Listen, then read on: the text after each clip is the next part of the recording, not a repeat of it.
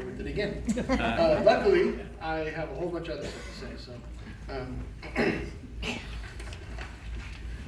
in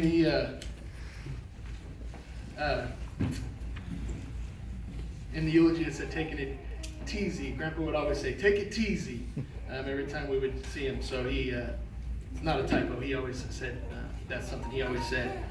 And then we would always be working on something. He's like, "Oh, let's take 5." He always wanted to just take a break and take 5. But anyways, eulogy just talks about stuff he did. He tell about a little about who he was.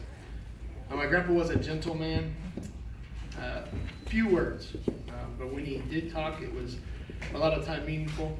He was kind, compassionate, and I would say that he had a heart after God's.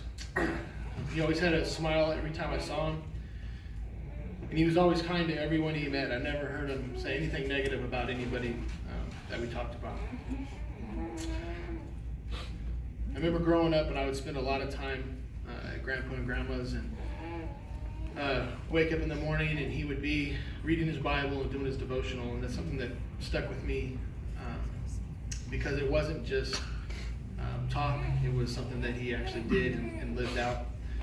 I remember to this day, and not only just reading his Bible and praying, but he, like I say, lived it out. I remember he loved serving others, whether it was in Germany as a missionary for a year, helping up there, or just picking up garbage and watering the water truck at camp. He was always ready to serve.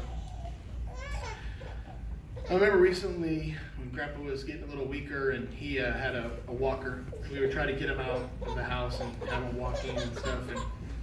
And one day we were going to the park to take my boys to the park, and he wanted to go and watch, and then he had to go to the bathroom. So I said, "Well, just sit on your walker and I'll push you over there."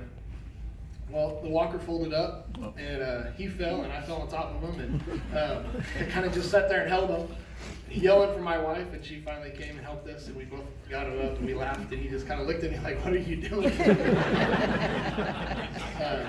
But we had some good times together.